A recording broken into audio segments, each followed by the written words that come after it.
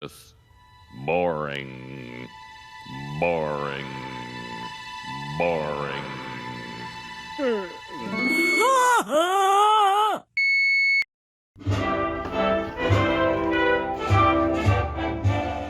Welcome back, everybody. Presidente here with you once again. This time for version episode 8 of the genx Zodiac. Today we have Aquarius. Aquarius. So, as usual, we'll go through astrology.com, take a look at what the mainstream says about Aquarius, and then we'll go into the genx Zodiac, or better known as the Bad News Zodiac by Sayers and Viney, 1985. The rest of the episodes, I'll leave a link, first comment below for the playlist of the genx Zodiac. So, let's go ahead and get into this. You know what? I don't have a sponsor. All these sponsors that I need, I just make them up. So, anyway, with that, salute, and let's go see what astrology.com's got to say. Okay, so astrology.com, come down here to Aquarius. Now, for those of you who don't know, I started with Cancer. Yeah, I didn't start from the beginning because it didn't feel like it. So, Aquarius, Jan 20 through February 18. Let's see what you got to say about it. I'm not as fired up today as I was with Capricorn. All right, so Aquarius is fixed masculine air sign ruled by Saturn and Uranus. It is, always say it like that. It's associated with the 11th house of greater communities, friendship, and dreams. Aquarius is a paradox, is fixed in nature and moving, yet its air qualities prefer innovation. Aquarius is a technological sign, preferring both the structures of Saturn and is represented by the water bear. Surprisingly, Aquarius is highly empathetic, but shielded by a cold front. Aquarius wants to better the collective, but also is highly selective. So they will select who is to live and who is to die. With personal relationships, no matter what, Aquarius tends to shine. Let's go learn more about Aquarius real quick. As always, the beautiful artwork. All right, so it says here, Aquarius 11th sign of Zodiac, yes. Our perfect representative for the age of Aquarius. Those born under this horoscope sign has a social conscience needed to carry us into the new millennium. Another millennium. Those of the Aquarius zodiac sign are humanitarian and philanthropic and keenly interested in making the world a better place. Oh, God, one of these. Along those lines, they'd like to make the world work better, which is why they focus so much energy on social institutions. Oh, man, so these are all the social justice, social workers, socialists. Aquarians are visionaries, progressive souls who love to spend time thinking about how things can be better. They also are quick to engage others in the process, which is why they have so many friends and acquaintances. Making the world a better place is a collaborative effort for Aquarians. All right, so let's go with the real one.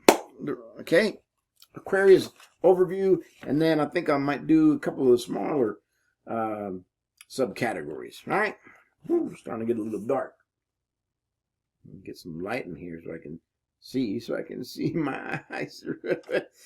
Aquarius, this is, as people born under the sign will keep telling us, the dawning of the age of Aquarius.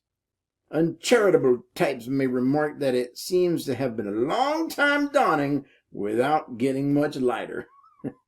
But let's face it, Aquarians have got to be optimistic.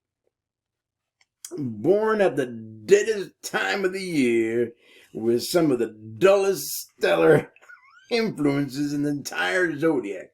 That's a subtle way of saying they're boring. They are bound to suffer from an inferiority complex and overcompensate accordingly. Rebellious individual, intuitive, and independent is how you might describe them if you were being kind. But it's hard to be kind to someone as insufferably boring as an Aquarius. These so-called enlightened members of the 11th house are in truth some of the most fattishly stupid people it's possible to meet. Damn. A sense of humor is entirely alien to the Aquarius.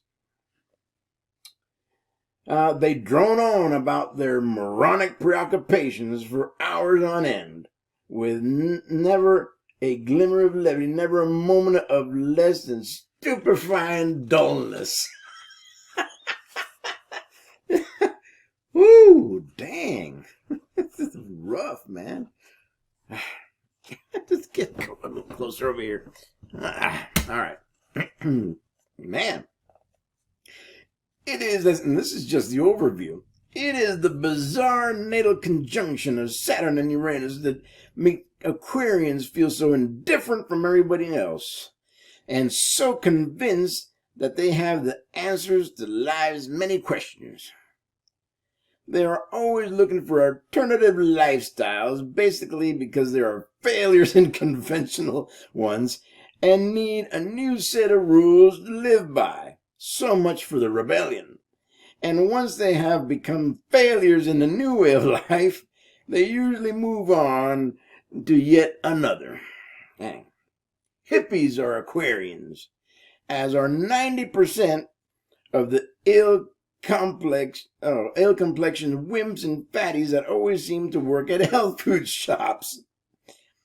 UFO fanatics are nearly always Aquarians, as are women who deliver their own babies, men who have friends who know somebody who bends spoons, and children who prefer brown rice to ice cream. That's funny right there. That's funny. I was always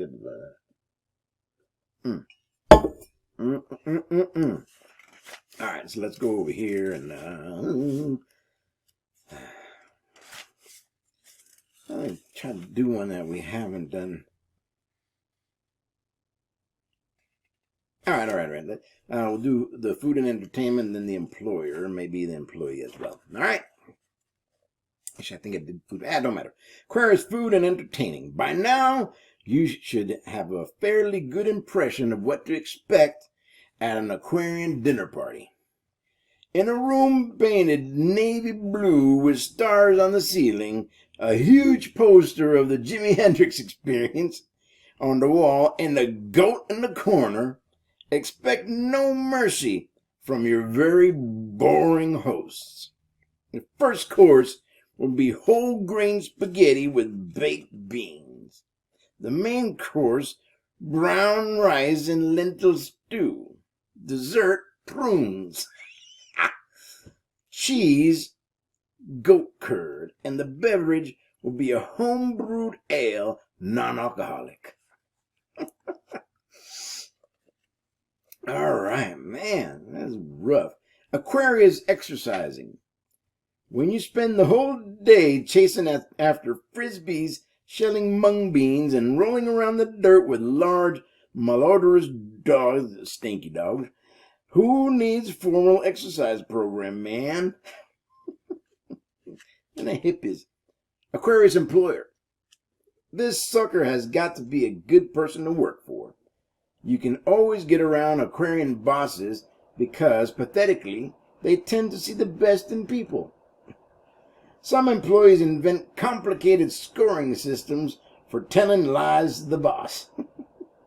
The more outrageous your reason for not being at work, the more points you score. Like, I'm sorry I'm late, but there was a bus strike in La Paz while you work in Minneapolis.